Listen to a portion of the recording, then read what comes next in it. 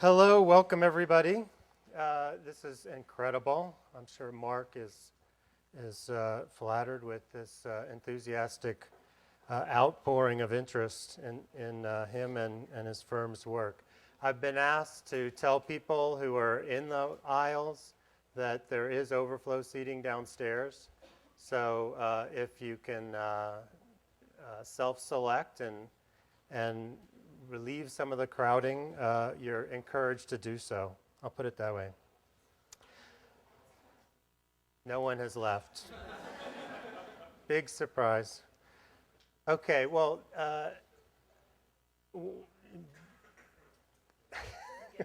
trying to think of something. Introducing the lecture tonight, I think, for me anyway, it presents some special challenges. As accomplished and distinctly talented as our speaker tonight is, this individual named Marc Tsurumaki, who teaches at Columbia, has taught at Parsons and Yale, and is a trustee of the Van Alen Institute.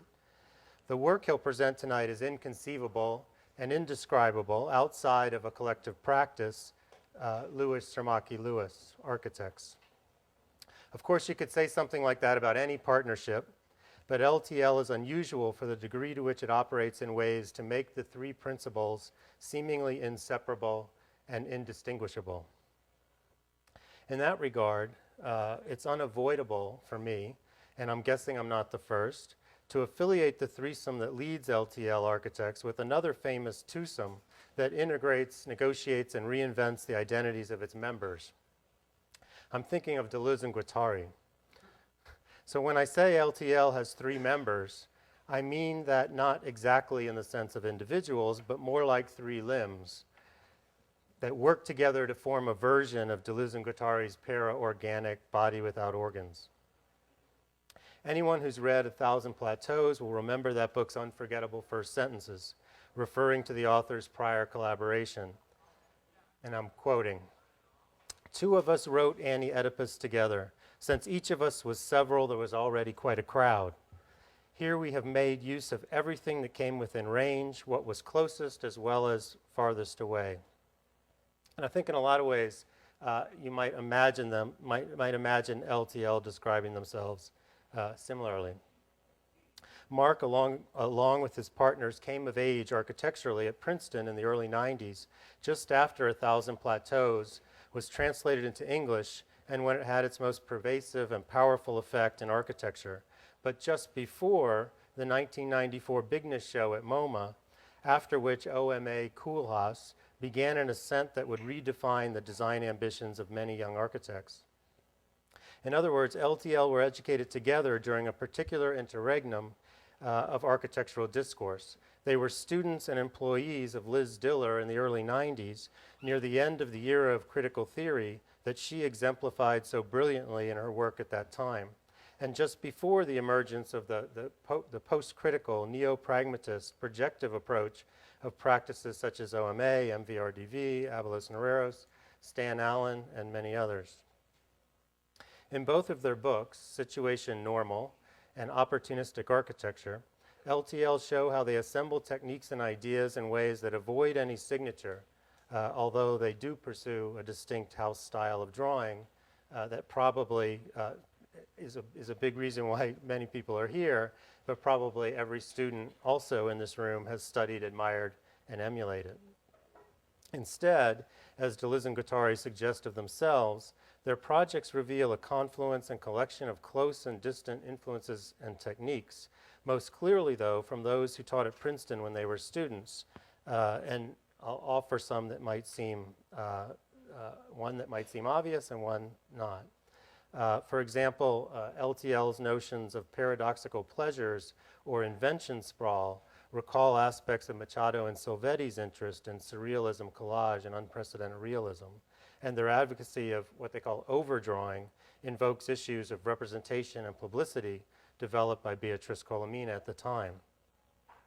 Their work makes no claim to be, quote, advanced in the manner of virtuoso digital designers or timely polemicists and provocateurs, but is instead ingenious in its willingness to exploit the particular and peculiar conditions of any situation or opportunity. Their projects from small interiors to speculative large-scale investigations, intensely creative but never arty, overtly smart but never merely clever, have earned them numerous awards and honors, including the 2007 National Design Award for Interior Architecture from the Cooper-Hewitt.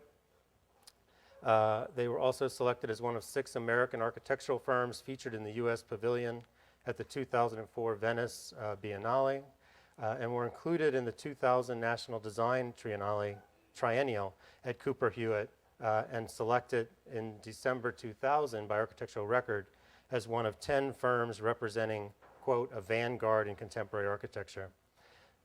With that, please join me in welcoming LTL's representative tonight, Marc Tsurumaki.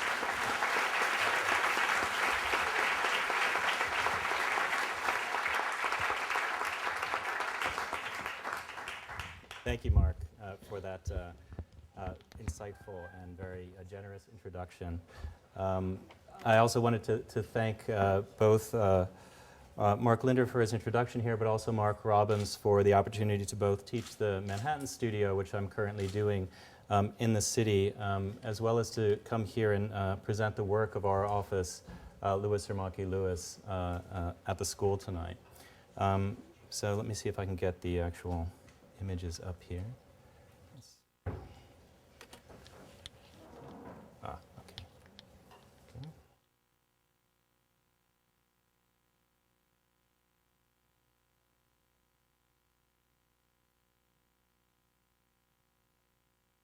Great. So as Mark was actually outlining, our office is truly a collaborative office in the sense that there are 3 partners, Paul and David Lewis, myself, and a talented team of 12 other young architects who work in concert really to produce a kind of great diversity of work. And I think one of the things that paradoxically characterizes the firm is the fact that we intentionally avoid a kind of specialization in terms of kind of typology or scale of work, and as much as possible engage a kind of broad range of production that you can see a little bit illustrated here above me today. The hope, however, is that despite the range of kinds of projects that we engage, whether they're interiors or large-scale building projects, whether they're installations or speculative projects, all of these attempt to utilize a similar methodology in terms of the production of what we call a kind of architectural opportunism.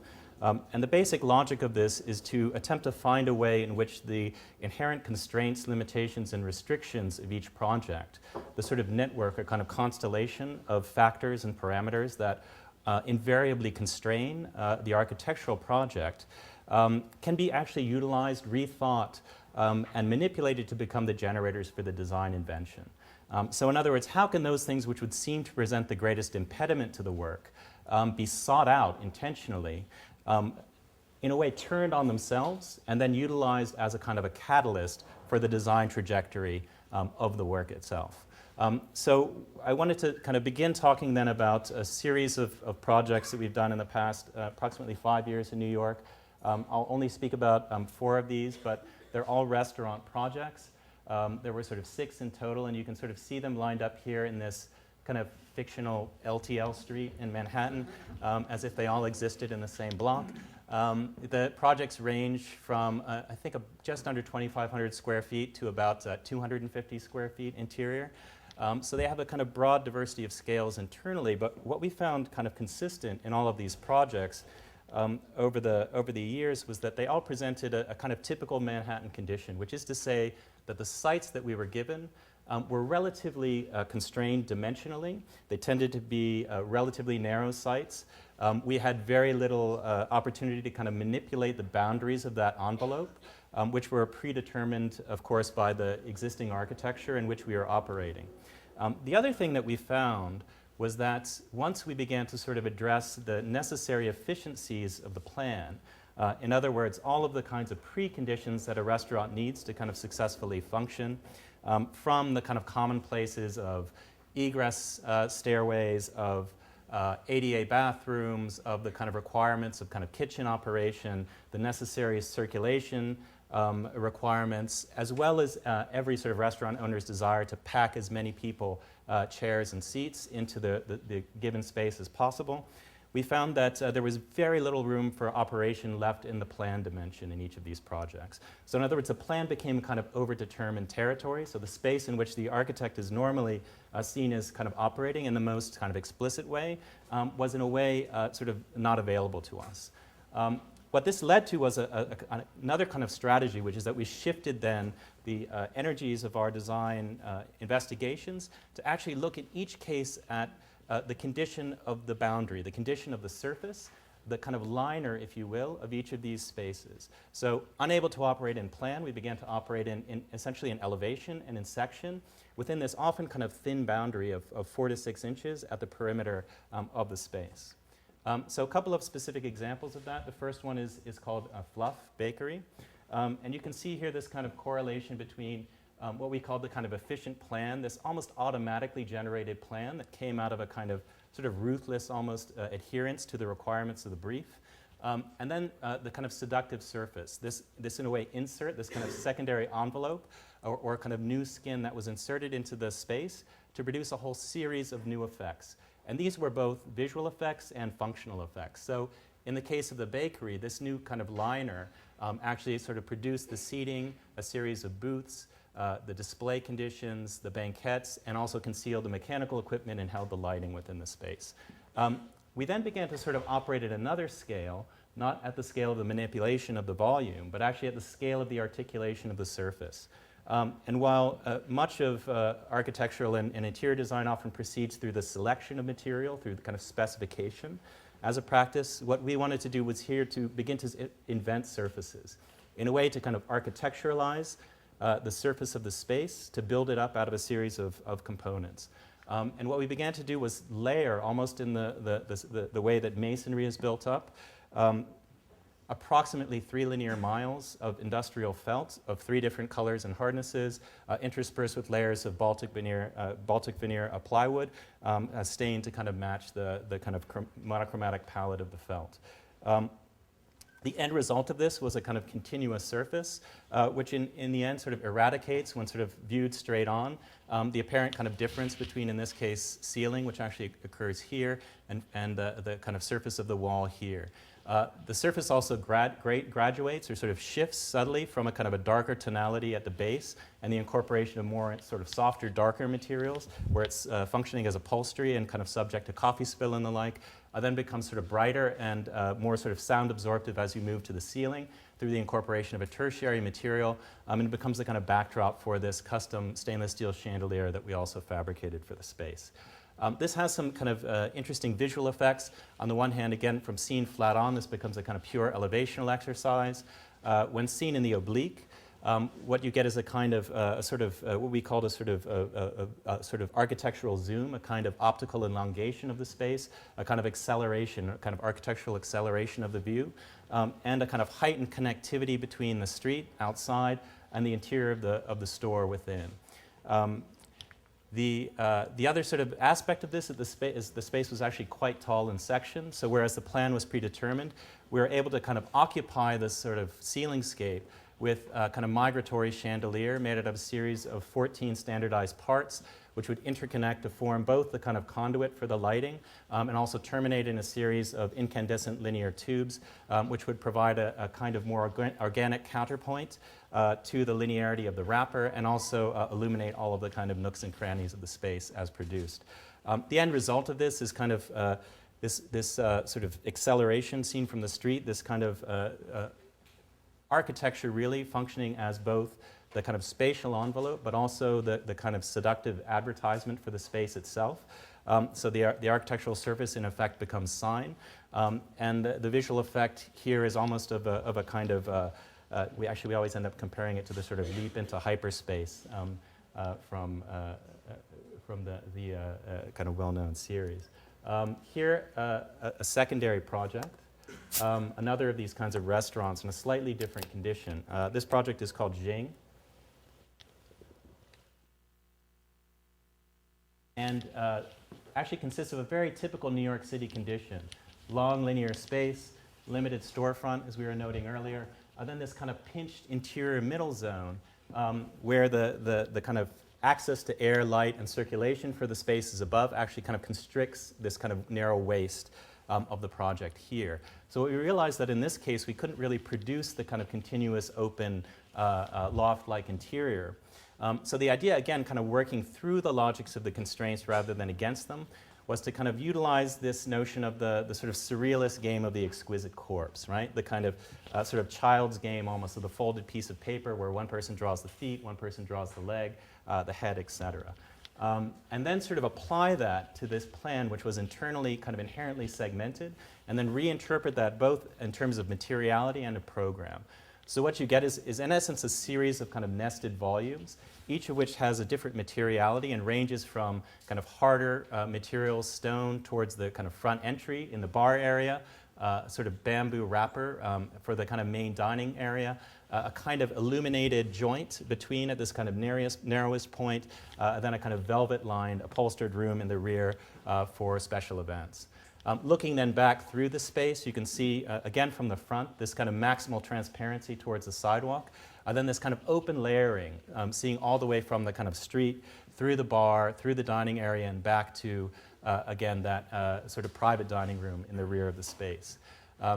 The other kind of important thing here for us was to find a way to not operate simply through addition, but through trying to find a way of teasing out a kind of multivalent performance out of the surfaces. So in other words, lighting, furniture, all of the kind of ergonomic and functional characteristics were embedded within the various kinds of elements. So this becomes not only a kind of a liner, but in fact houses the lighting, becomes the seat.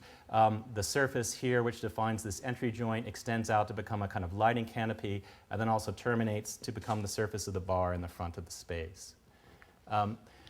Then you also get this opportunity, this is the kind of darkest area, the area that has the greatest degree of compression, the least desirable area. In this case becomes a kind of illuminated sort of link, a kind of joint between front and back, lined with 2-inch by 1/4-inch sheets of acrylic in varying colors, and then sandwiched into a steel frame. And this actually becomes the housing for all the kind of service elements of the restaurant. These are actually the bathroom doors, which are then translucent so that shadows of bodies are projected on these surfaces, and one is able to actually read the kind of occupancy of the bathrooms from without. Then in the rear of the space, moving all the way back, again, a kind of jewel box of the room, conceived of in a way as a kind of inhabitable banquette, a sort of jewel box scaled room that becomes a piece of, in essence, inhabitable furniture. Third of these projects, a project called Tides Restaurant, very small space, in this case under 400 square foot total. We knew two things about this project going in. One was that it was called Tides and it was to be a seafood restaurant. The other was that the owner was going to be using these bamboo skewers, kind of commonly available in Chinatown, as part of the kind of cooking implements within the cuisine itself. What you see here is a kind of early drawing. And again, what we found was that once we carved out banquettes, ADA bathroom, the kind of raised seating along one area, the space was actually remarkable in that it was actually taller than it was wide. So again, we had this relatively tall ceiling plane to work with. And the ceiling here really then became the primary space for architectural elaboration and invention. So we began by taking approximately 120,000 of these bamboo skewers, I think exhausting the East Coast supply of these about 3 times, and then inserting them by hand, one by one, within a kind of acoustical foam backing, which was subdivided to fit into the grid of a typical acoustical ceiling grid, and then sort of arrayed into a pattern that would produce a kind of continuous landscape, if you will, a kind of inverted topography which would hang over the heads of the diners, provide a kind of visual release to the constriction of the dining area, and provoke a kind of tidal landscape based on a kind of study of kind of fluid geometries that move from the entry of the space back to the kind of serving counter and dining area. The irony here, of course, is also that the kind of sharp, kind of pointy skewer actually becomes seen as this kind of velvety sort of soft surface, this kind of sea urchin-like texture that inhabits the space. The remainder of the space is also lined with bamboo plywood, a material that you know well from this room, for instance, to produce the kind of booths, banquettes, and the lighting. And then finally, the last of these restaurant projects, actually the smallest, they kept getting smaller, so we were clearly doing something wrong, was literally a hot dog stand on the Lower East Side called Dash Dogs. Here you see a kind of initial diagram of the space. It was tiny, it's probably about 200 square feet in the front here. And our kind of primary design move was to convince the owner to take this very compressed space and actually make it smaller. So the idea here was to actually sort of generate a new sort of visual and kind of architectural effect through an actual kind of compression of the space itself. What this did was to actually produce a kind of paradoxical visual elongation of the space through a kind of anamorphic distortion, including the kind of the way the material strips were actually kind of oriented and sort of shifted in scale as you moved from front to back.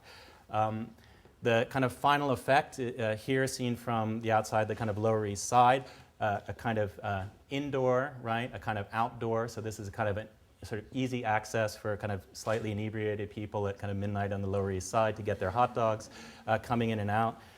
We were able to kind of convince the owner that this was a good idea because, of course, it would make the hot dogs seem really big at the end here, especially for people who were maybe not that terribly sober. There was also a elongated sort of cantilevered beam of bamboo, laminated bamboo plywood and steel, which extended into the space to produce a kind of dining counter, meaning, of course, that since the floor sloped, people of any height could find a kind of appropriate space along the length of it.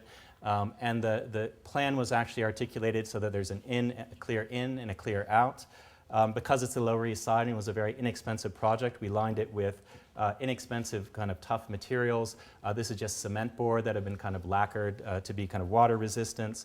And the kind of main space is actually lined in simply hot rolled steel, which would kind of age and take on a patina over time. And then, of course, this dotted line, which kind of actually transcribes the difference between inside and out, is simply a kind of sort of slot produced in the elimination of the steel, which was backlit by LED lighting. And here again, you can see that kind of bamboo counter extending out into the space itself. So finally, a different scale of project. And the next three projects I'm going to talk about are all completed projects of very different kinds within the office. The first is called, has a rather unfortunate name of Bornheder Hall. It's a residence, a dormitory, essentially a residence hall for the College of Worcester in Worcester, Ohio, which is a small liberal arts college. So here the parameters were very different. We were no longer operating within the context of the kind of congested urban space, but operating really within this kind of fairly bucolic and well-tended campus. You can see up here in the kind of dormitory space, our kind of building mapped into the kind of conventional way they articulate their campus maps. And we began this project actually thinking that we would be hired to build essentially a series of apartment-like complexes, essentially suite living, where there would be kind of individual units. However, as I was alluding to earlier, we tend to begin every project with a kind of in-depth research into what we call the kind of givens of the project, whether those are programmatic, technological, economical, or based on the kind of proclivities of the client. In this case, what was kind of remarkable is that after doing a kind of extensive survey of residents, life people, administration, of actual students, what we found was that the best living arrangements, the most popular ones, the ones that were sort of perceived as most beneficial for first-year students, were actually the sort of dumbest ones, these sort of very simple double-loaded corridor buildings. Whereas the kind of cliques, as in this, tended to produce sort of small groupings of students who knew each other but didn't have a kind of larger sense of community or connectivity at large. Groups all sort of hated each other as well, so it was kind of problematic. The best ones were the ones that had a kind of certain scale, in others that they didn't become too large to become institutional, but they had a kind of large enough community to produce a certain sense of collectivity and community within it. So what we did was to take this very sort of known typology of the kind of double-loaded corridor building, then begin to kind of subtly operate with it. This is a very low-budget project. I think it was built for about $165 a square foot. It was for 185 beds, and it was about 54,000 square feet all total. What we discovered, however, was that the ideal hall community, based on our research, actually needed to be relatively limited, about kind of 24 students per hall. So in order to kind of achieve the densities that we wanted, we had to kind of break the building into 2 buildings of 3 floors each, based on the kind of total number of beds that we had to achieve. So essentially what we had was 2 buildings kind of masquerading as 1 building. And it was very important to the university that this really presented a kind of cohesive identity to the outside, that it didn't look like 2 buildings. So this kind of inevitability of actually going through the kind of sort of sequence of logical steps actually produced this kind of excess, the sort of excess of this kind of joint space, this kind of connective outdoor courtyard between the buildings, which in the end ended up producing the kind of most interesting aspects of the design. What we did was to then sort of tweak those corridors open, sort of wedge space out of them, and then terminate each with a kind of communal space, which would be oriented towards that central courtyard. The other sort of benefit of this is that since we were operating at the northern end of the campus, with the kind of bulk of space kind of below, we could actually then use the building as a kind of a framing device and a kind of gateway that would connect this sort of major axial road to quite a beautiful actual park and sort of series of ball fields above it. So the split of the building started to have this kind of double effect of providing a kind of gateway. And then we began to sort of examine how this might become really seen as a series of layers. Looking at different materialities, we were actually told that we had to use certain kinds of materials, this kind of beige brick that was common on campus, and setting up a series of layers through which the occupant could actually pass from the campus to the park. Here again you sort of see that, the kind of 2 wings of the building, the central courtyard, and then the kind of passageway through. Very sort of rationalized plan otherwise to kind of achieve the economies that we needed to achieve in this case. What happened then was, to go back to this plan again, is that in wrapping then this courtyard with this continuous brick skin, we produced again this kind of external space, this outdoor courtyard. We wrapped that with the facade and then lined it with a series of channel glass members, which allowed for this kind of veiled relationship between the interior of the building, this kind of courtyard space, a kind of large outdoor collective room, and the exterior campus surrounding it. At night this would be illuminated, become a kind of visual beacon for the surrounding student community. The other sort of stipulation we were given is that we were told, of course, that the building had to have a pitched roof. So being good sort of modern architects, we immediately started on a project of torturing the pitched roof into submission through a series of kind of subsequent models. Here you see a kind of small sampling of them. Before eventually kind of deciding to kind of accept this kind of very sort of normative architecture, but rethinking it slightly, which is to say that the roof was then conceived of not as a kind of additive sort of hat that's kind of sat on the building at the end, but really as kind of part of this internal copper volume that was then captured between these layers of brick around it. And then within that kind of central atrium space, each of the communal zones at the terminus of each of the hallways ended in a collective student space, a kind of study lounge, which was cantilevered out over that central courtyard. These spaces were lined with ipe from the exterior, and from the interior would actually house small groups, intimate groups of 3 or 4 students to study together. So the idea was that this most intimate moment, this kind of private moment of connection and interrelationship between small groups would be projected out over the most kind of public space and induce these kinds of visual slippages between the two. The courtyard again was lined with channel glass, which was arrayed in an angled pattern around the perimeter, allowing for kind of different degrees of transparency and concealment and revelation as you moved around the building itself, as well as changing patterns of light over the course of the day. On then the obverse side of that, you have the kind of student lounges here, sort of arrayed behind a wall of kind of curtain wall of glass. So if you're stuck on the boring floor that doesn't have any parties, you can always sort of see what's happening on the other levels and kind of get a sense of the overall kind of activity within the building itself.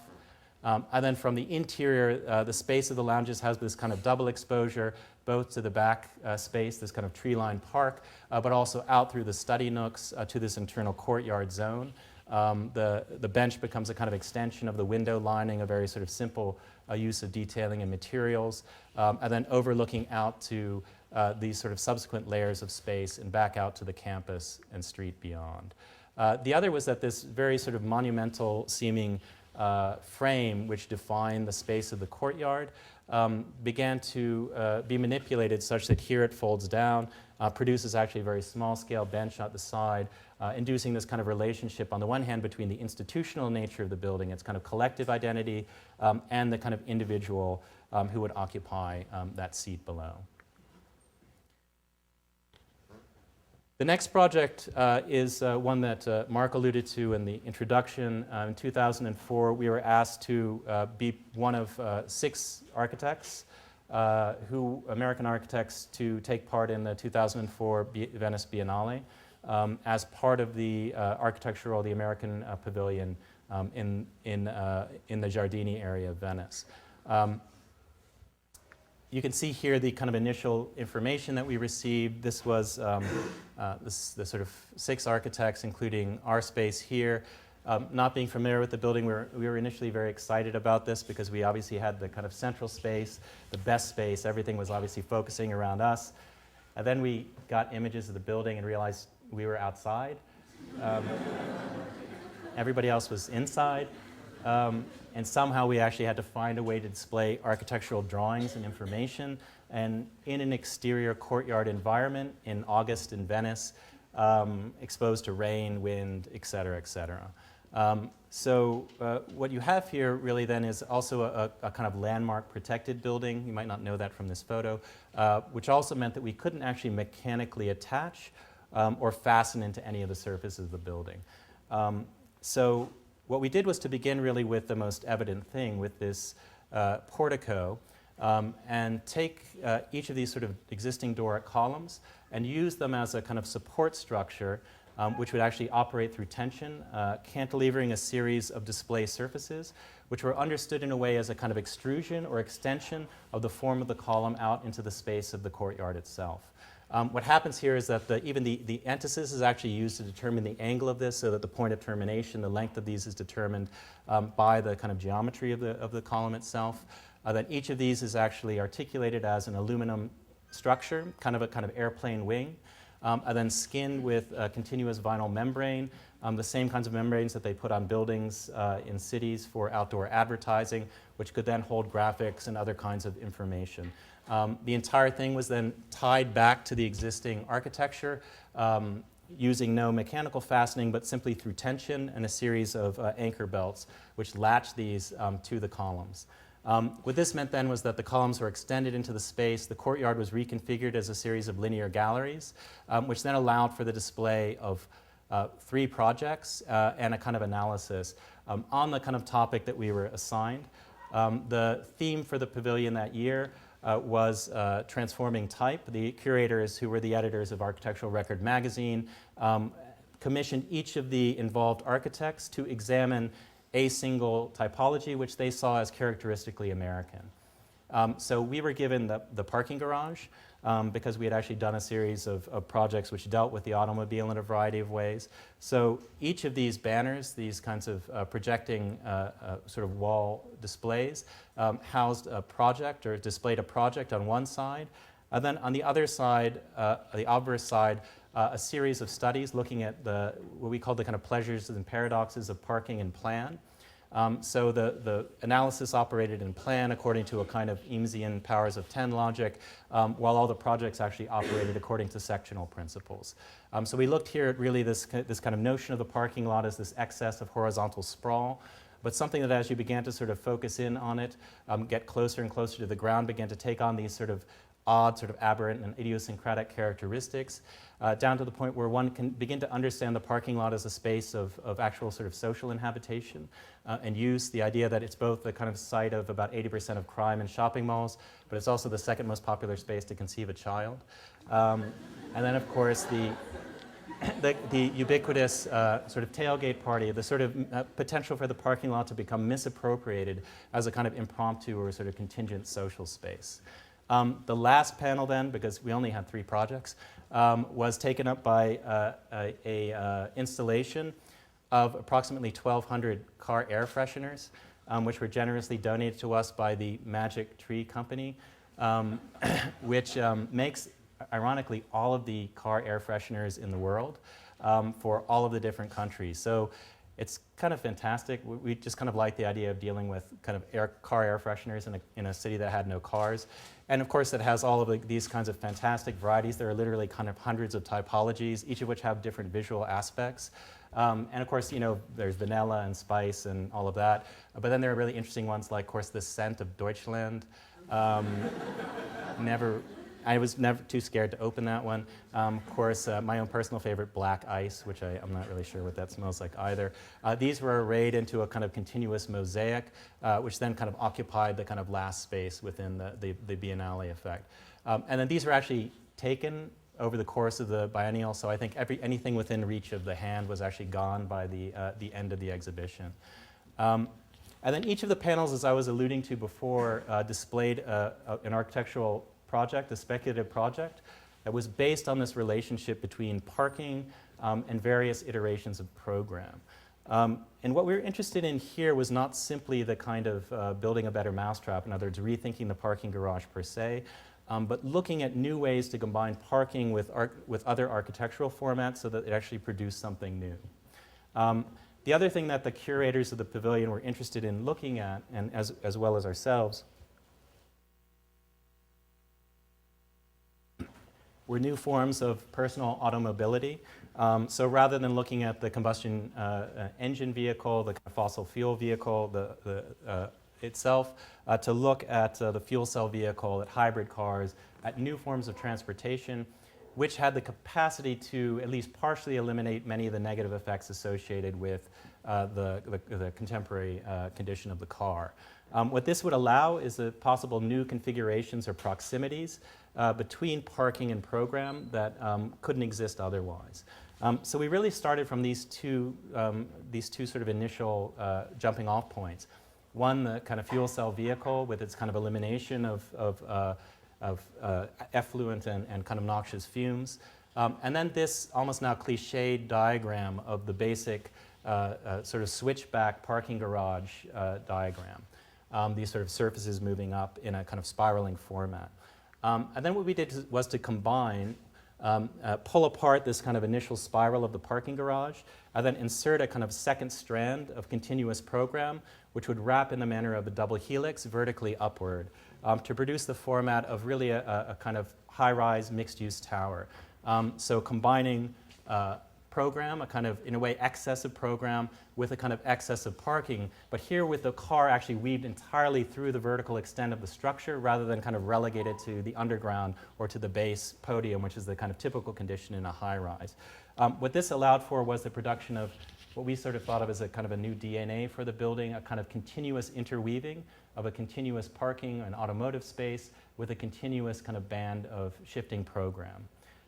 The other aspect of this is that we became fascinated with the legislative couplings between different kinds of programmatic content and different requirements for parking that exist in most municipalities and zoning restraints. So what you have here really is a very typical mix of program. This kind of maps it out: retail at the base, hotel, office, and then terminating in residential at the top of the tower. And then an examination of the changing requirements for parking that correlate to each of those programs. So what happens is that as you move up the tower, the requirements for parking begin to lessen, resulting essentially in the effect of the form of the tower, the morphology of the tower, becoming a kind of increasing porosity, moving from a kind of a denser base to a more kind of open condition at the top of the building. Essentially what you have then is a 74-story drive-up skyscraper where the kind of drudgery of the suburban commute, horizontal commute, is replaced by the seduction of the kind of vertical ascent, complete with panoramic views. The building is then subdivided into a series of programmatic sections or districts, moving from retail at the base, which actually becomes in a way a kind of a hybrid of a strip mall and an urban shopping district, almost as if you've taken the kind of standard strip mall and coiled it around itself to produce a kind of hyperdensity, where no parking space is actually bad, and you can kind of access all of the spaces directly. Moving upward to the hotel, And a kind of fascinating thing that happened is that we began to work on this project, which, as you can tell, was based on a kind of taking a single line of thought and kind of extending it to the point almost of absurdity, is that we ended up with these strange hybrids between suburban conditions or kind of non-urban conditions and other things that might be associated with the city. So in this case, the hotel actually became a kind of mutant condition of the sort of standard motel with the kind of atrium hotel, where you have a series of bands of motel spaces alternating levels of rooms and cars, assuring kind of direct access from one to the other, wrapping around a central kind of collective atrium, kind of Portman-esque, not to say Piranesian, kind of entry, or rather kind of collective zone, multiple heights with various kinds of collective programs, and of course express routes, which would allow you to sort of drive more rapidly through the entire building. Moving upward into the office space, which kind of gets even sort of more aerated, more sort of porous, allowing for a whole series of kind of exterior zones so that none of the offices actually are embedded within a kind of deep floor plate, but actually all have kind of access to these kinds of courtyard exterior spaces. And then finally terminating in the kind of residential zone, which becomes a kind of vertical suburban neighborhood, if you will, combining the kinds of desires of vertical living, of sort of high-rise living, with the kind of pleasures of the car and of individual ownership. So here the actual sort of directionality or trajectory of the car as it moves from the kind of central circulation spine out into its kind of driveway position actually describes the kind of format of the house.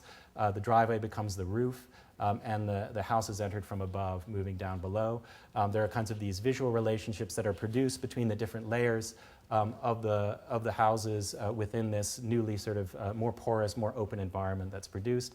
And then, of course, the whole thing is terminated by the rooftop sort of SUV testing ground, where the kind of urban dweller can actually drive around in this kind of simulated alpine scenery.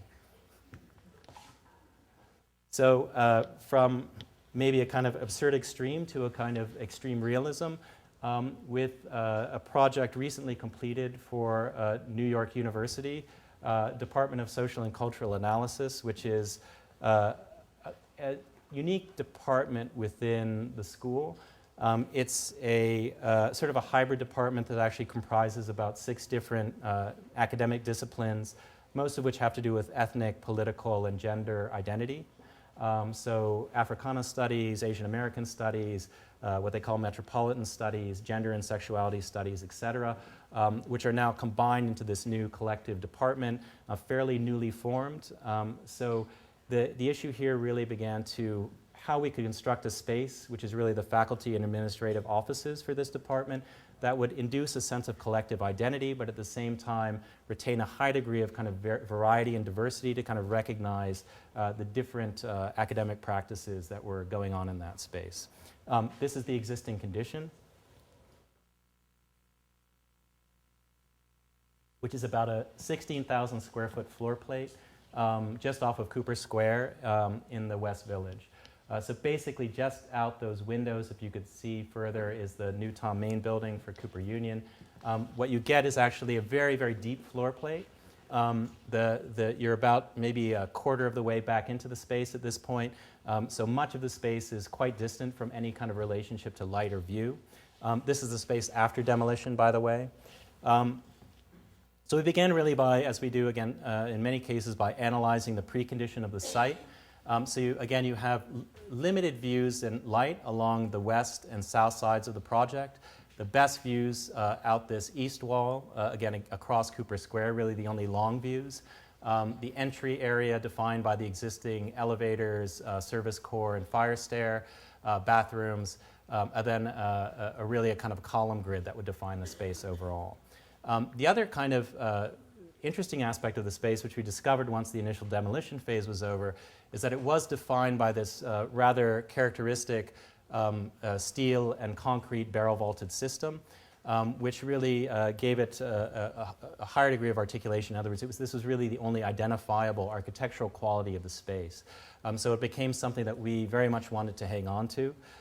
This is the kind of longest wall of windows again, looking out towards Cooper Square, but in a way this is an uncharacteristic view of that space. So what happened is that we were then presented with the brief relative to this 16,000 square foot floor plate, which we thought of as actually quite large. And then we just tried to fit in the most ruthless way possible all of the kind of requested offices into the space. So the faculty wanted about a total of 56 offices, all of which had to be enclosed offices because it's not an open work environment. These are academics and they want privatized spaces for all of their books. All of the office, of course, wanted to be on the windows, which they demanded. And then a series of kind of collective spaces. So what emerged was what you see here, which was really a kind of programming exercise, just can we get this space into this floor plate. So of course the resulting plan means that there's no light getting into the space at all from any of these window edges. All of the views, all of the light are enclosed by private office spaces. The interior offices, which were necessary, were given over to kind of temporary faculty, adjunct faculty, people who were assumed to not actually be there for very long, and a series of larger collective programs closer to the entry at the north end of the space. So obviously we weren't terribly satisfied with this plan, and we went on a kind of campaign to convince the faculty, who are actually quite open, to begin to kind of shift their kind of programmatic expectations. So this became a kind of iterative and incremental process because not that faculty are normally intractable or unreasonable, but they were of course unwilling to give up vast amounts of the office spaces that they wanted. However, the point of the department was really being comprised out of these many different mini departments, that the idea that there should be a high degree of kind of interaction, that there should be kind of collectivity was important to them. So what we did was to begin to kind of carve away at the edges of this space, opening up both the width of the corridors, but also to begin to kind of extend as much as possible sort of a series of kind of collective spaces at the terminus of the main corridors, and to open up some major kind of collective public rooms towards the entry at the kind of points of the major views, and to allow for the infiltration of light so that none of these corridors actually dead-ended, but they all kind of terminated in kind of light and some degree of view at the ends of them. We also kind of gave over probably what would be considered an exorbitant amount of space to the circulation itself, in preference to the enclosed space of the offices. This took a bit of convincing, but eventually they were kind of won over to it on the grounds that these would provide sort of opportunity for a higher degree of collaboration and interaction between the faculty and the graduate students, the diverse faculty as well as the graduate students who utilize the space. So up at the upper area, we carved out a kind of a flex space, a multi-purpose area, which would be used for symposia, informal lectures, opening, etc. Adjacent to that, kind of eroding this central kind of more public mass of rooms, producing a kind of reception area, an informal gathering space for faculty adjacent to the mailboxes with built-in seating. Then a kind of graduate lounge at the opposite end of this major east-west corridor, adjacent to a kind of small computer lab for the graduate students as well. The other kind of strategy was to then connect these things through a series of vertical surfaces and material continuities. So the major sort of faculty space, the Flex Lounge, was actually connected back to the kind of graduate space through this feature wall, which would have a kind of uniform but sort of distinct material condition. The other strategy that we deployed here was really a sectional strategy. So we're dealing with a long, low, flat floor plate, which has very little intrinsic section.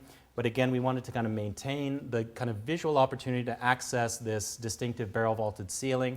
And we found that if we could sort of actually pull down the perceptual height of all of the walls so that each of the enclosed spaces, each of these blocks of rooms was actually understood as an insertion into this pre-existing structural shell, we could allow both for greater infiltration of light, but also a sense of the overall cohesion of the space through the continuity of the structural system. So this is a view looking actually at the reception area. So this main sort of public core of collective rooms, seminar spaces, and meeting areas.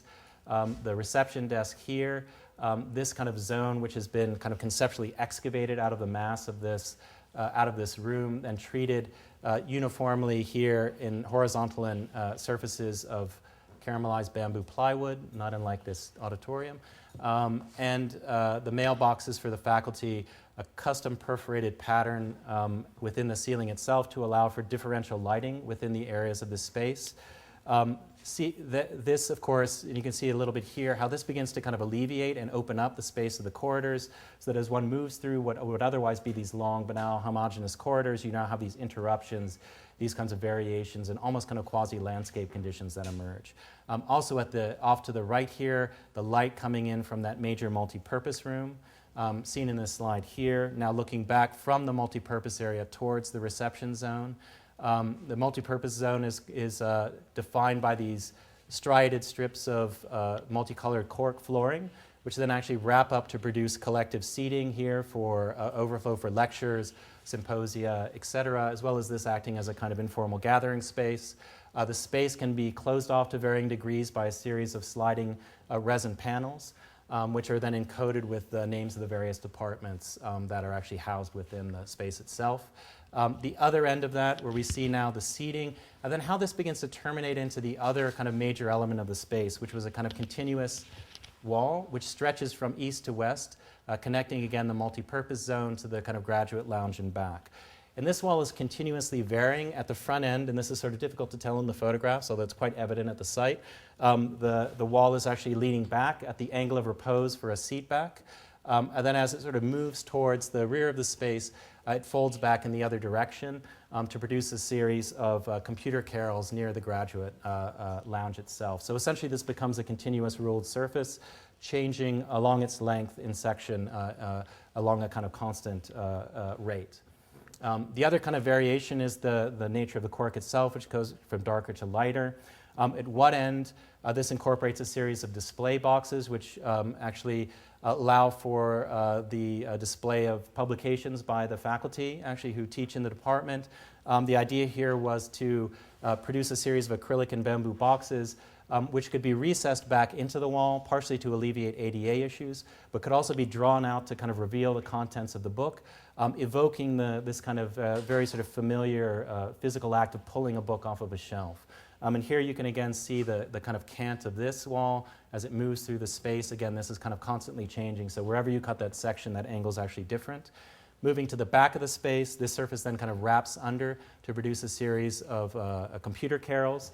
The wall essentially wedging open to reveal a kind of interior where the student actually sits in the kind of joint of the wall, in the space of the wall, in this more privatized area.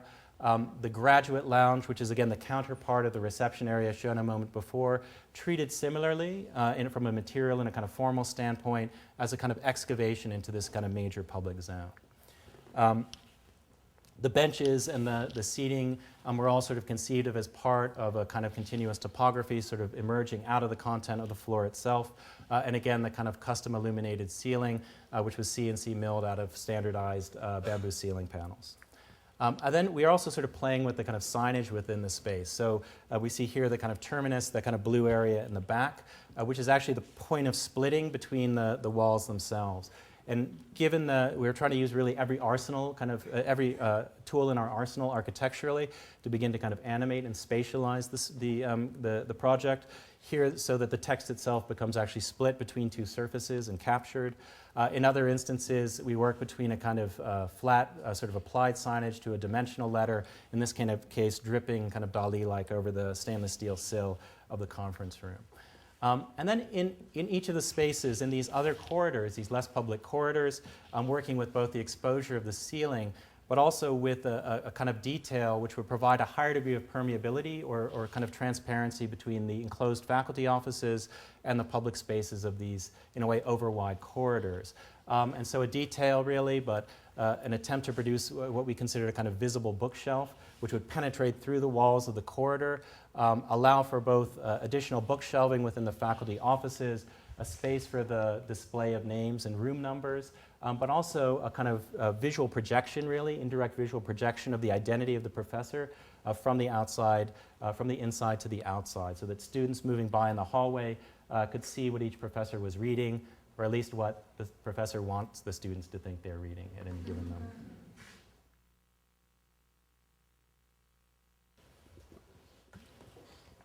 So finally, three final projects that are ongoing in the office, again of very different scales. The first one is a project for Ordos, Inner Mongolia, strangely enough. And was part of a project called Ordos 100, which many of you may be familiar with, but it's a rather sort of strange circumstance where essentially 100 architects from around the world have been asked to make proposals for 100 villas, really in the middle of the Gobi Desert in Inner Mongolia. So you see here the kind of map of the kind of various origin points of those architects: the United States, South America, Africa, various parts of Europe and Asia. And then here are the clients for the project. Chinese artist Ai Weiwei on your left, and then Tsai Zhang, who was really the kind of single monetary funder, economic funder for the project, and who happens to be the milk and coal magnate of Inner Mongolia, which apparently is a pretty good thing to be. He basically flew all of these architects over, has commissioned a series of 10,000 square foot houses as part of a kind of cultural community that he's attempting to build near the regional capital of Ordos in Inner Mongolia, which is really a component of the People's Republic of China. So what you hear is, of course, China, Inner Mongolia, Ordos. And then here's what you see when you arrive there. This is the model in the hotel showing the development of this community, which includes a museum, a kind of cultural center, an opera house. And you can see how the whole thing is kind of tree-lined streets surrounded by this kind of beautiful blue water.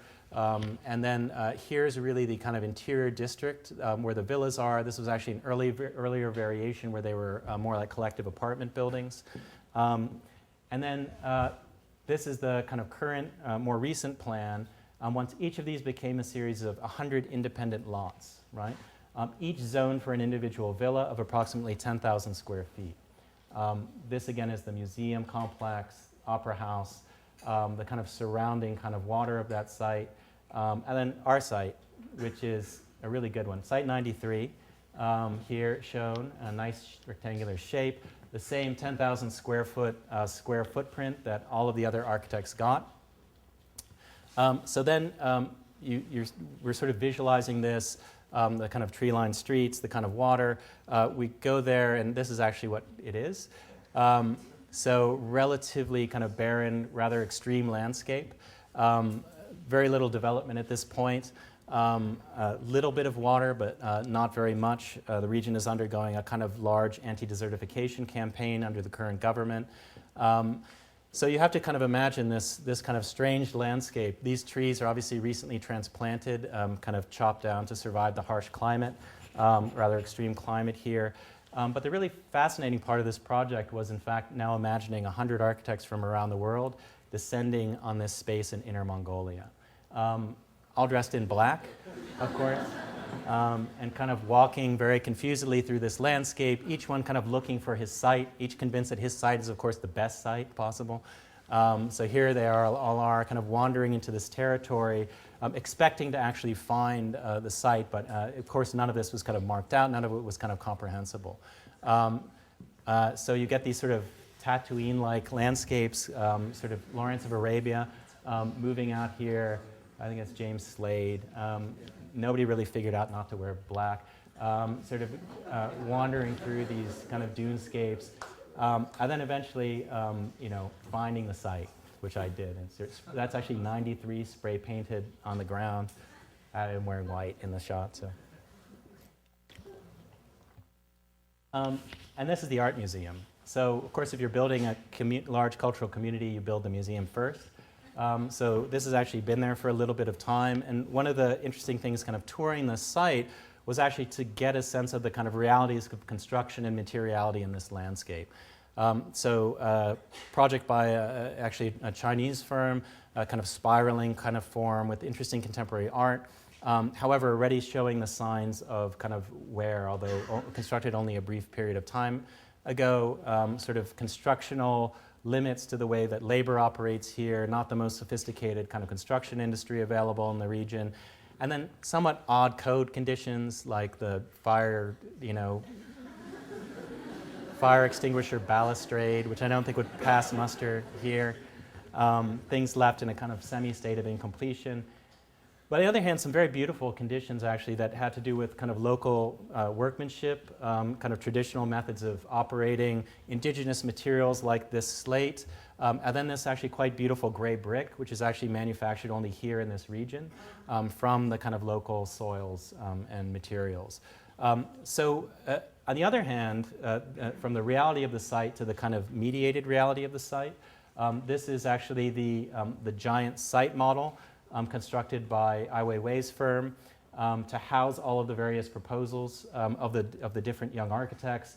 Here you see us all kind of gathered in this, I kid you not, Holiday Inn in Ordos, Inner Mongolia, around this kind of large basswood model. Everybody puts their houses in, and that's the kind of result. You have all these incredibly exuberant, kind of architecturally energetic, let's say, individual proposals which have very little to do with each other. In fact, the very premise of the project and the way it was orchestrated, which was that everybody had to design this house in a course of about 100 days, actually precluded collaboration to a large extent, purely for logistical reasons. So what became kind of fascinating here was not just how to operate in this harsh climate, but also how to operate in this kind of supercharged, kind of overheated environment of this kind of a format, this kind of, you know, almost really kind of insane kind of context, where all of these houses are distinct. There's very little in the thought of kind of urban organization, and these things are kind of cheek to jowl against each other. So what we did was to begin really with this preordained 10,000 square foot block of space that everybody really sort of received as a starting point. That was the kind of only real programmatic parameter, as well as a series of lists of rooms, et cetera. And then to kind of manipulate this in a variety of ways. The first was to extrude it east-west to take greater advantage of the solar conditions within the site. Unlike our deserts, this is actually a desert that goes from heat to extreme cold. It's actually colder during most of the year than it is hot. And then to operate through progressive differentiation, where we essentially slice the volume in half, leave the top volume as a kind of solid block of private rooms, a kind of density, then begin to kind of slip a series of kind of courtyard walls in and out of this lower floor level, really treating it as more a kind of open public landscape. In an attempt to mediate between the extreme exposure of the site and the kind of, let's say, hyperactivity of the kind of architectural context, and the desire to actually maintain some degree of kind of privacy and enclosure and kind of intimacy for the inhabitants of the house itself. Those courtyard walls would allow for both the kind of production of a sort of interiority, but also one that began to engage the perimeter of the site in a diversity of ways. Those walls would then be extended up vertically to engage the upper block of private rooms, calling into engagement the upper and lower floors, the public and the private. These were then each developed, kind of moving from inside to outside, back in again. Each one of these correlates to a major public area within the ground floor plan of the house, then extends upward vertically to intersect this solid block of bedrooms, sitting rooms, kind of private library areas within the house. Each of those interior courtyards is then kind of designated or articulated by a different materiality, sort of lined by an indigenous material from slate to available kind of woods from the area. The exteriors are all articulated in the same site cast concrete, that using the kind of sand and materials found on site. The upper block would be articulated in that gray brick that we showed earlier, and then variegated in this kind of three-dimensional pattern to allow for sort of shadow play over the course of the day. Those walls then extending up to produce a kind of a roofscape at the top. And then again, the kind of lining of each of these corridors, this kind of fluctuating boundary, where the ground floor plan is extremely active, kind of amoebic perimeter that moves from inside to outside, and the upper floor is this extremely tightly bound rectangle, which houses a kind of rational series of private spaces.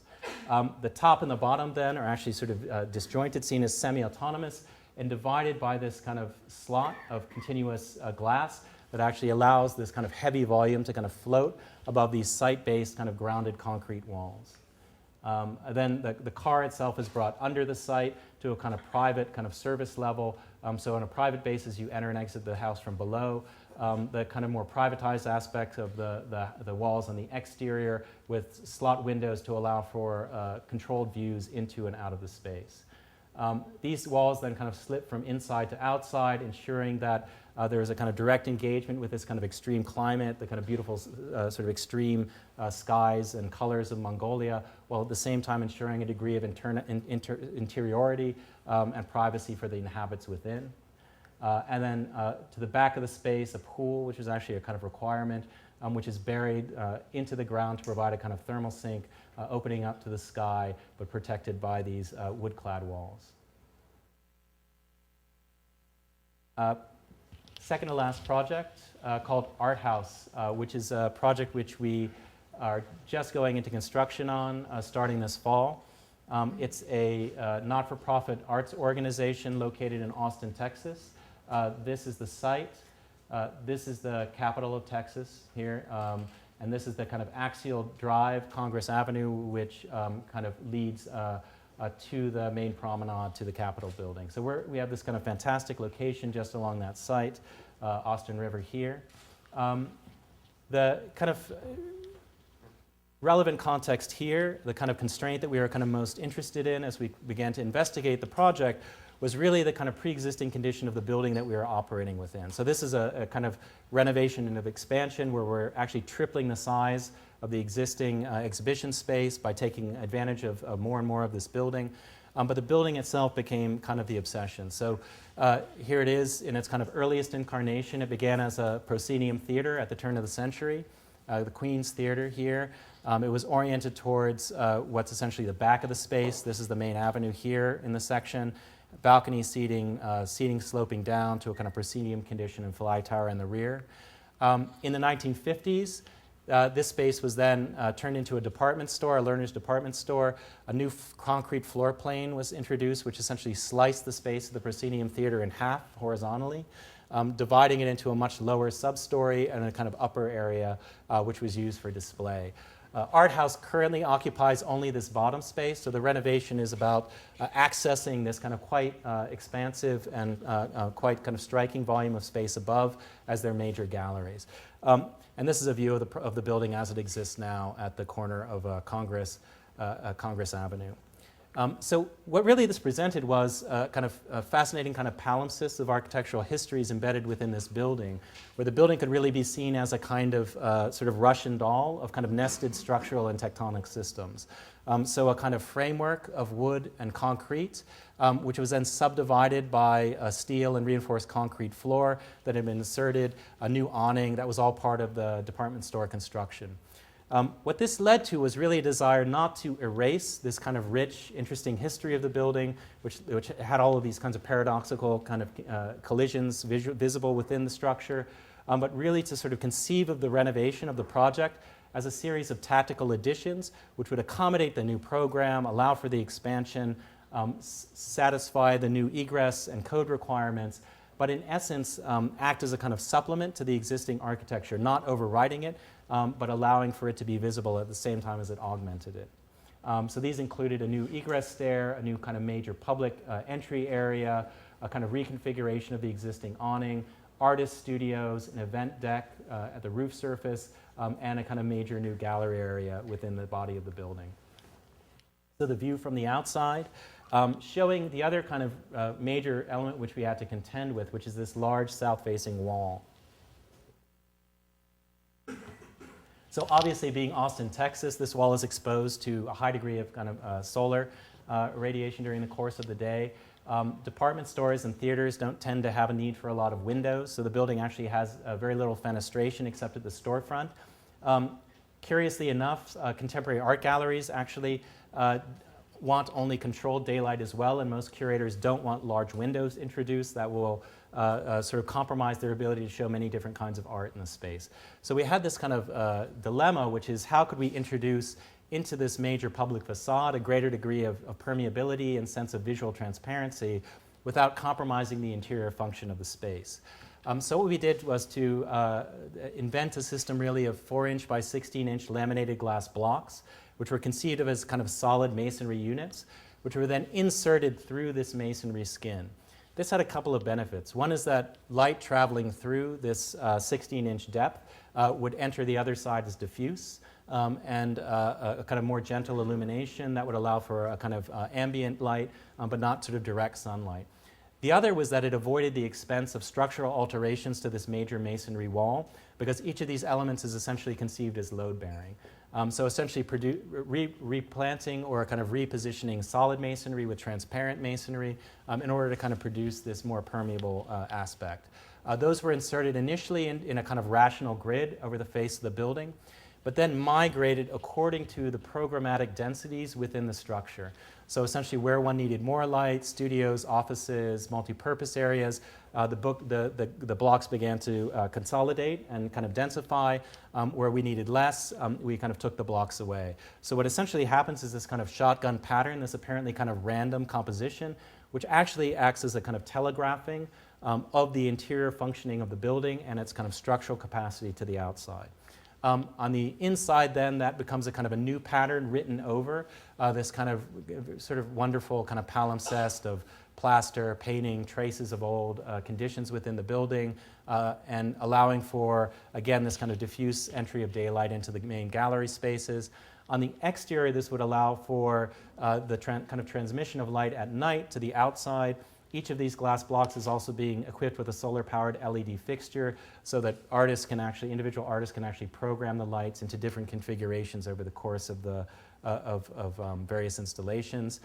This major window, a fragment of the department store, is expanded into a kind of cinematic proportion to also allow for back-projected movies to be visible from the street. The storefront is opened up to become more visually transparent as well.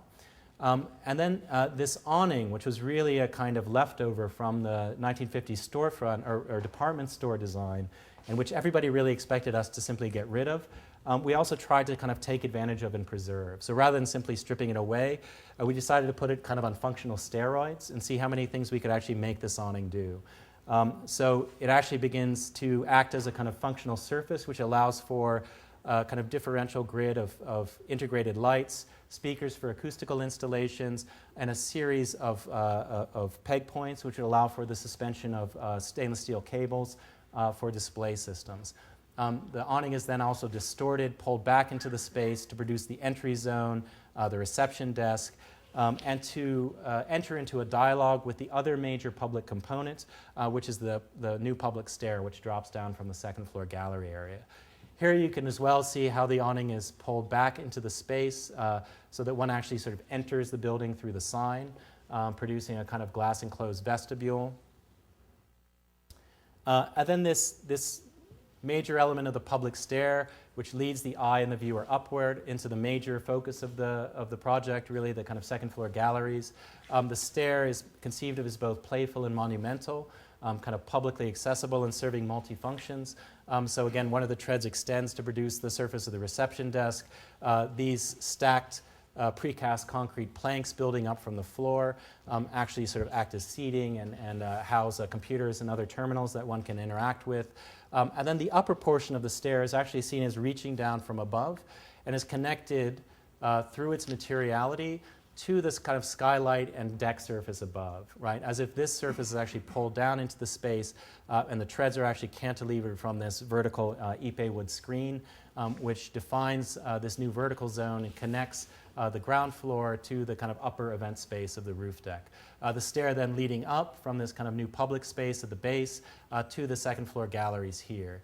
The other thing that you can begin to see in this drawing, and this is the entry level administration below, main gallery above, and then this major element, which is a 50-foot long wall, which actually moves back and forth across the space, allowing for different configurations of the gallery space to exist.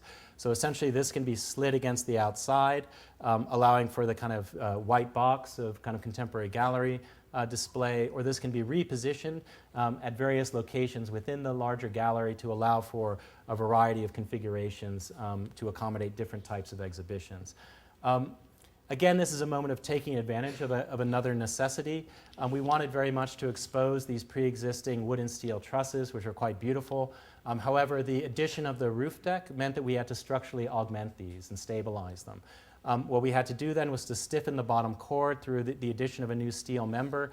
That steel member then actually becomes the tracking device that holds the kind of mechanism for the wall itself, which actually then can slide back and forth, and its weight can be supported by this new kind of structural condition.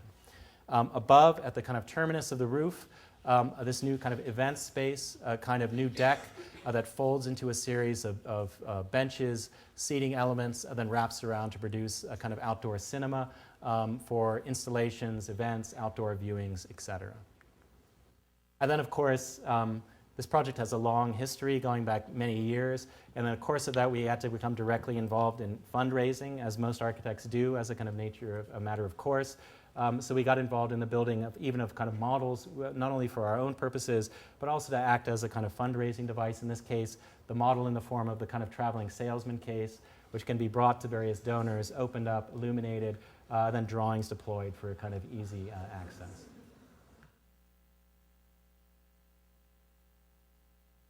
So the final project tonight. Smaller scale project and a kind of different one for us in many ways. It's a kind of installation within another architect's building. In this case, this is the SOM project for Memorial Sloan Kettering, their new kind of research facility in Midtown Manhattan. And SOM, we were requested by SOM in conjunction with the art curator for the building to propose an installation for this wall within the main entry lobby of the space. So essentially, they kind of had this large vertical surface. They realized it was visibly prominent within the public sequence. This is the space that in 10 years, Dr. Varmus is going to announce the cure for cancer. And they wanted something kind of here to kind of activate that space. So what we did was to actually look at the operations of the lobby itself. In other words, how will the lobby be utilized, the kind of logics of occupation or movement through it, in a way that the actual kind of visual aspect of the wall became its very subject matter. In other words, rather than making an object to be looked at, could we take the act of looking as the very subject matter of the piece? So what we did was to map a kind of range of kind of visual points throughout the lobby, entry points, entry to the auditorium, based on a kind of analysis of a kind of average range of heights of viewers, and the kind of major kind of circulations routes through the building. Each of those was then affiliated with a kind of a view cone, which was then projected through this 4-inch thick space that we had been given as a series of visual trajectories in a kind of perfect grid on one side, but then kind of terminating in a kind of differential pattern on the obverse side. So this is the wall. This is the main side that's visible, but the back side is visible through the course of a kind of ADA ramp that moves up to another level of the building. The grid of viewpoints kind of mapped onto the surface of the wall, and then this kind of variety of visual trajectories that began to sort of describe a series of three-dimensional intersecting elliptical cones, kind of a spatialization of vision, which would begin to intersect that surface. What then became kind of most fascinating about this operation was the way in which a seemingly kind of rational system on the front would produce this more variegated system on the back, but moreover, dealing with the kind of logistics of how this would actually be constructed. The piece had to be installed after the lobby was completed, which means that it couldn't be built in place. It had to be built in parts and easily kind of transportable. So we began to develop a system whereby this large wall was actually broken down into a series of cubes. Each of these cubes would be a kind of stainless steel welded box, and each would have to take on the geometry of these various kind of visual trajectories. The condition of the element from the front then would be a kind of continuously changing visual sense, so that as you moved around this object on a day-to-day basis, as you experienced it according to different sort of circulation paths or itineraries through the building, its aspect would continually shift.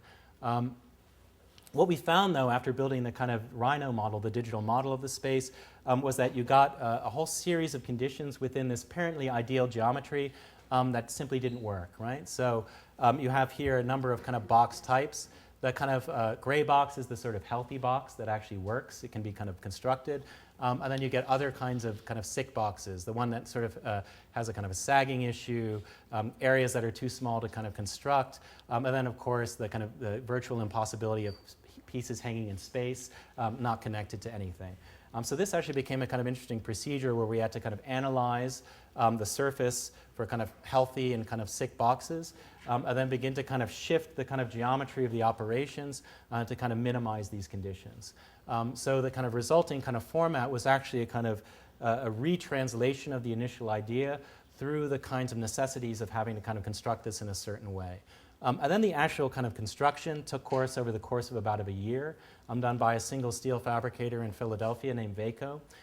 Using stainless steel, they constructed a kind of custom jig, which was actually pneumatically loaded, so that the boxes could be welded with the necessary zero tolerances, then freed from the jig with a burst of air, because otherwise you couldn't free it. The boxes were then bead blasted on the exterior, then coated on the interior with a highly reflective paint to produce a kind of maximum interaction or kind of contrast between the inside of the geometry and the exterior. And then the resulting completed project in a kind of test installation in a gallery in Philadelphia. The actual lobby is not constructed yet. In fact, it won't be constructed, I think, for another 1.5 years. But the piece is here, so we found a way to kind of get it out there, assembled temporarily for actually 2 nights. This was put together, and you see here the kind of rational side. This will be the side facing the major public lobby. The reverse side, where those different trajectories then begin to intersect in a variety of ways. And then the kind of transposition or the kind of comparative relationship between the two. The different visual effects as you move around this thing, produced by really the intersection of the cubic geometry of the different boxes, and then the interior conditions of these kinds of conic projections as they intersect that geometry. And what you get is this kind of continuously shifting field, which temporarily aligns itself depending upon your movement in relation to the piece. And then these kinds of interiors, sort of alignments of these spaces through the interior of the boxes above. And then this kind of sort of condition where, in fact, the project, what was satisfying about it is that we found that it did induce this kind of curiosity, that one wants to sort of move around this thing, engage it in a diversity of ways. And this notion that a series of apparently rational steps, first kind of generated by a kind of visual logic based on a series of projective geometries, and then the kind of translation of that to a series of fabrication necessities, which are all in each of their individual moments internally rational, can lead to this condition which is both kind of unprecedented, sort of unexpected, and hopefully sort of delightful in the end. That's it. Thank you.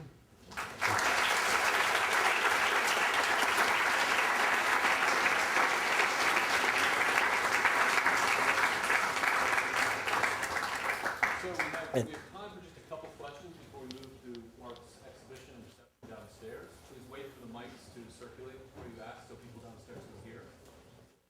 Questions for Marc?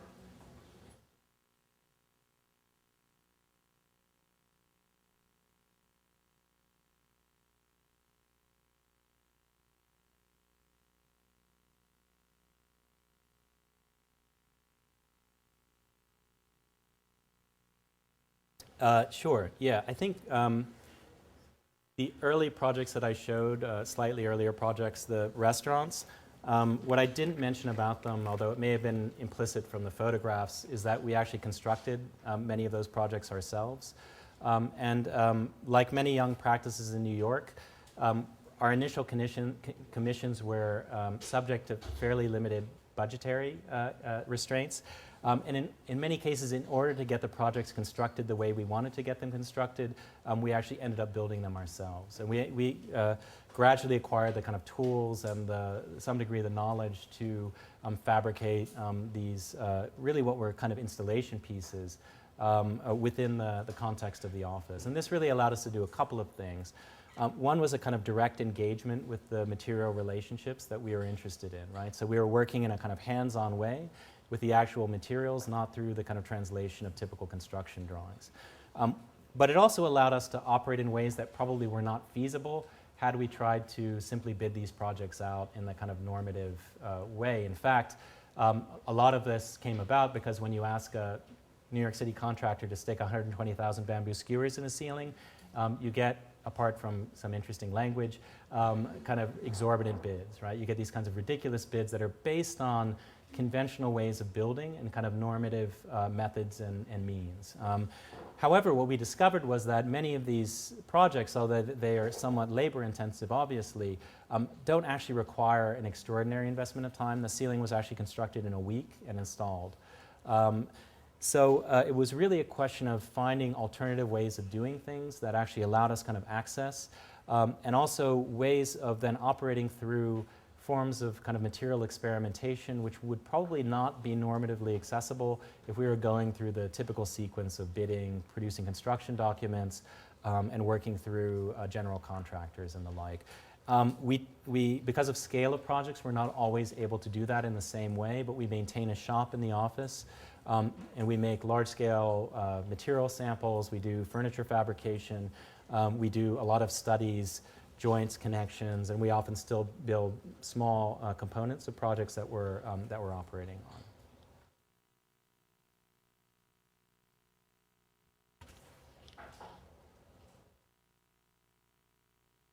Questions? Joan, is there one more? Well, you.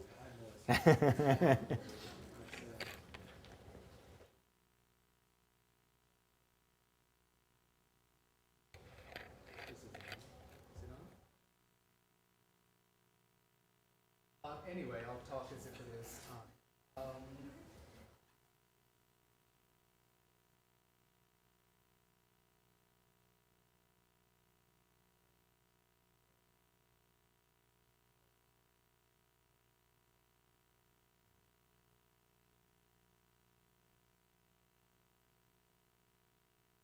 In terms of the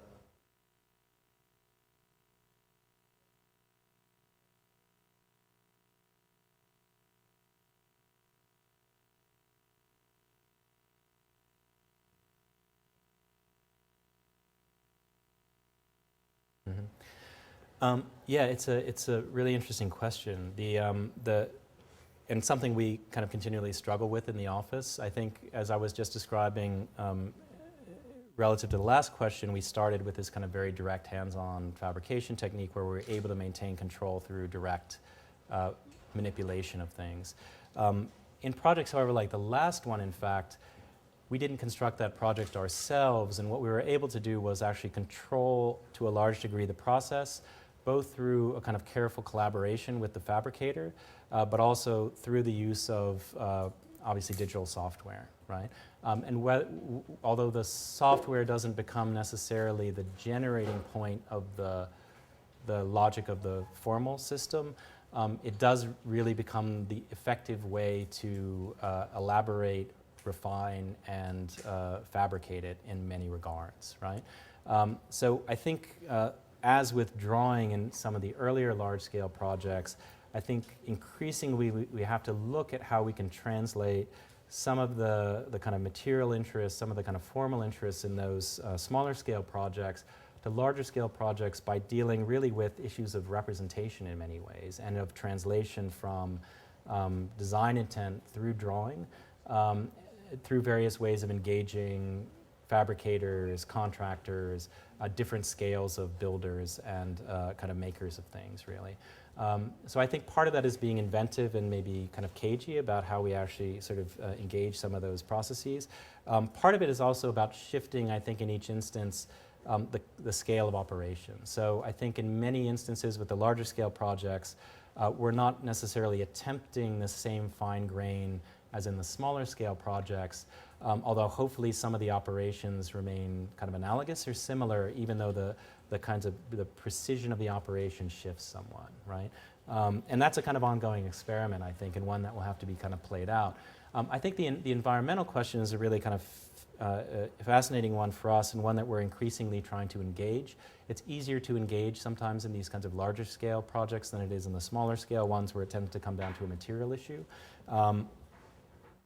And I would say that we're in a way looking towards these questions of ecology, these questions of environmental sort of logics and sustainability, really analogous to the way we would say look at program or budget or kind of technological constraints in the case of these other projects. In other words, how can it actually be used as a catalyst for kind of driving forward a design proposition, right? And I would say we're still, that's some of the urban propositions we've done, which I didn't necessarily show here tonight, try to engage that. Some of the larger scale buildings do to greater or lesser extent.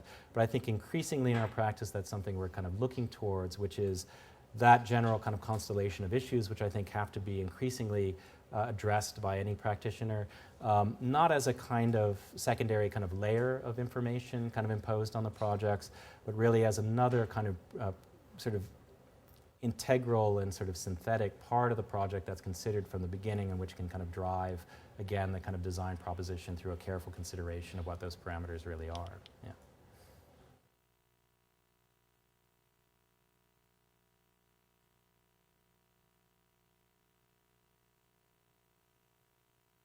Yeah. Oh, hello. There? Okay.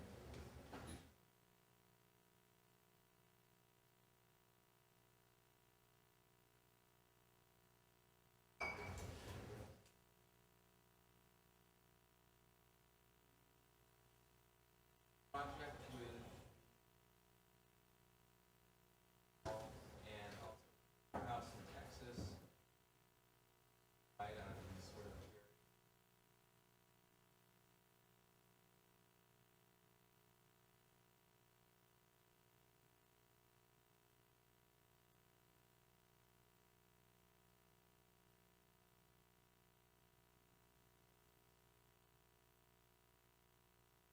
Mm-hmm. how did you come up? Yeah, good question. In the case of the MSK project, what we operated through, since the space doesn't actually exist yet, was a kind of projection of a combination, a kind of a demographic cross-section through average heights of possible viewers, arrayed by age. So a kind of demographic, a kind of mapping of sort of heights within the space that gave us the kind of vertical dimension. And then a really kind of a projected extrapolation of possible trajectories through the space based on what we knew about the plan. In other words, there are kind of normative kind of pathways that one can begin to predict between entryway, elevator, access to the adjacent spaces, the major kind of programmatic components. And those were essentially kind of cross-referenced against one another to kind of produce the final pattern. So it becomes really a kind of probability diagram of kind of a kind of temporary moment, or say, let's say, a projected moment of visual points within that space at any given time. Now, of course, it won't actually correspond to any of those things precisely, but the notion was that as one moved through this, right, in a contingent way on a day-to-day basis, one would inevitably intersect with many of those points, right? So rather than understanding that as a kind of one-to-one correlation between a fixed subject and a kind of projection of the kind of classical Renaissance sort of notion of vision, it was really understood as a way of addressing a kind of mobile subject who would be in transition and kind of movement through the space. In the case of the art house project, there were a couple of things we took into consideration. One was a mapping of the concrete frame of the building, so we had to avoid that at all costs. We also had to integrate into the actual kind of masonry sort of laminations of the structure so that these blocks wouldn't cut through bricks but would actually kind of exist within the kind of registration of the module of the brick. And then we also looked basically at where those wanted to be in terms of the various heights that were operative in the different spaces. So, desk heights and workspaces, higher up in kind of art spaces where you maybe wanted more top illumination, as well as where they ended up within the kind of plan condition of the space. Not dissimilar from the way that one might begin to arrange or array windows, looking at the kind of correlation between a kind of functional plan, kind of set of spatial conditions, and where you might want apertures within that. So it became, in a way, a sort of cross-wiring of various inputs that produce that kind of final pattern, which is both, in a way, sort of automatically generated, but inevitably, as in all of these processes, involves a series of choices on the part of the designer to set in motion the system as a kind of a precondition for a certain result, right?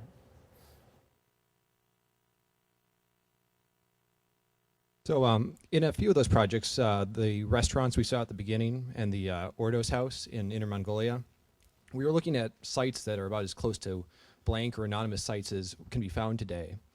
Ordos specifically, since you didn't know what was going to be next door. But the restaurants really interested me in that you've had those 6 restaurants up there, and you might have more in the future. So as your firm intentionally rejects some sort of pigeonholing of an aesthetic or a scale of project, how do you choose which kind of catalyst you're going to be exploring for a given restaurant? Which one gets the zoomed space effect? It's an interesting question. The restaurants were done within a relatively concentrated period of time, and they were really the only work we had at at that moment. And they became actually kind of a fantastic experiment because, on the one hand, they're extraordinarily frustrating because restaurants, as you know, kind of come and go in the kind of sort of context of New York City pretty rapidly, so that I think only one of those spaces actually still exists. But it also allowed a high degree of freedom because these actually became almost more literally like installations than like permanent architecture, right? And as I was kind of laying out before, part of the kind of lack of context here was really, well, I would reposition it, I would say, as not a lack of context, but let's say a series of kind of predetermined conditions which limited certain avenues of exploration, let's say, right? So there's always the storefront, there's always the relationship to the street, which because we see these spaces as inherently public spaces, we wanted to maximize in each condition. So usually there's a kind of highly transparent relationship to the sidewalk. And then internal to that zone, we're usually really operating at the kind of boundary or the kind of liminal zone. In terms of which I think more to your question, how does one then begin to kind of generate a specific idea about why a particular material in each case?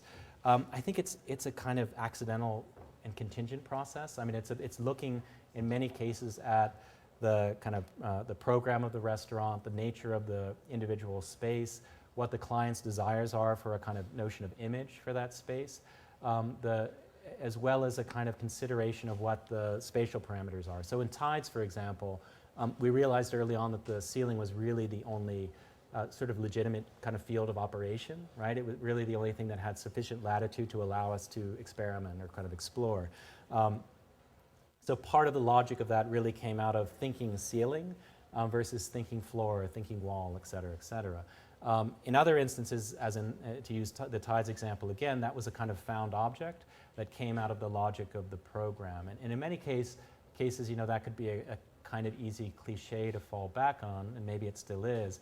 But the hope is that through not accepting that sort of material condition as a given, but through kind of inventively aggregating, combining it, assembling it in a variety of ways, that it kind of exceeds the nature of the individual part, you actually develop something that's kind of unexpected. So another project that I didn't show you, Iniani, which was a coffee shop, actually started from looking at the cheapest possible materials that we could think of, which were actually the materials of the recyclable takeout coffee cup, right? So the kind of corrugated cardboard, the paper, and the kind of coffee lid itself actually became the kind of constituent elements of the space. And in that case, we actually built a volume out of corrugated cardboard, which was kind of sandwiched to make a kind of volumetric sort of frame within this commercial space of the cafe itself. So I think it can come in a way from these various inputs, and it ends up being more a case of how it then responds to various kind of programmatic conditions. In that case, the cardboard became an acoustical absorber, it became a kind of display system, it became a way of actually altering and kind of manipulating light and view in and out of the space. So the kind of secondary conditions, in a way, are a kind of important input into that. The nature of the space also has a play in that, because the hyperspace jump was related to the fact that that was a relatively short space, a relatively long space rather, but the client wanted a strong focus on the display area and the kind of open kitchen in the back. So there, a kind of programmatic parameter really led to a point where we wanted to almost visually collapse the storefront into the space of the counter in a way, right? So I think it can come from many different areas, but it typically comes from a kind of thinking through of, again, these kinds of various givens or these kinds of predetermined parameters that we have to engage in one way or another. Mark in person, but please let him get